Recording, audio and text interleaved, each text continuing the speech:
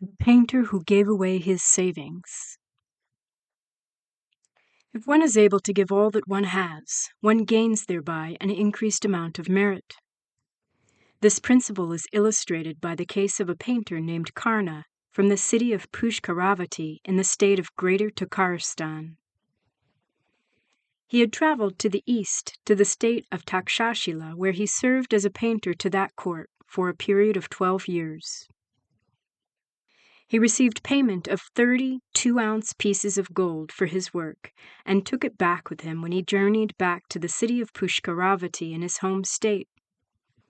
He chanced to hear the sound of a drum beating to convene a great assembly. He went there and saw an assembly of the Sangha. With a mind of pure faith, he asked the Karmadana how much would be required to provide a day's feast for this assembly. The Karmadana replied, 30 2-ounce pieces of gold would be adequate to supply food for one day. At this point, he immediately brought forth the entire sum of 30 2-ounce pieces of gold and entrusted it to the Karmadana, saying, "Prepare on my behalf a day's feast for this entire assembly. I will return here tomorrow." He then went back to his home empty-handed. His wife asked him, "Well, what did you earn for your 12 years of work?" He replied, "I earned 30 2-ounce pieces of gold." She immediately asked, "Where are the 30 2-ounce pieces of gold now?" He replied, "They have already been planted in the merit field." The wife asked, "What merit field?" He replied, "I gave them to the assembly of the Sangha." His wife then had him detained and sent before a judge that his crime could be dealt with and the matter properly adjudicated. The grand judge asked, "Why is it that we are convened here?" The wife replied, "My husband has become crazy and deluded.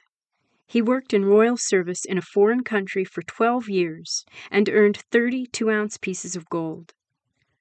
He had no compassionate regard for his wife or child, and so gave away the entire sum to other people. Thus, wishing him to be dealt with by judicial decree, I quickly moved to have him detained and brought forth."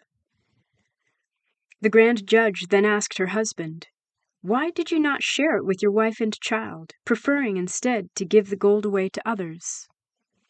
He replied, "In previous lives I did not cultivate merit. In the present life I am poor, and so have undergone all manner of bitter suffering. Now in this life I have encountered the field of merit. If I do not plant merit, in later lives I will still be poor, and so poverty will follow upon poverty continuously, such that there will be no time when I am able to escape it. I now wish to immediately relinquish this state of poverty. It is for this reason that I took all of the gold and gave it to the Sangha community." The grand judge happened to be an upasaka who maintained a pure faith in the Buddha. When he heard these words, he praised him, saying, "This is an extremely difficult thing to have done. You applied yourself diligently and underwent hardship in order to obtain such a small material reward, and then you were able to take it all and give it to the Sangha. You are a good man."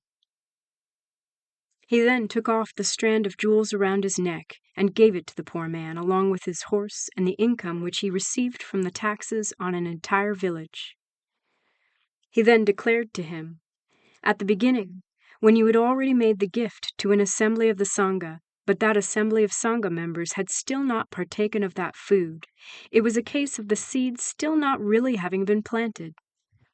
But now a sprout has already come forth from it. The great fruit of this will come forth in the next life."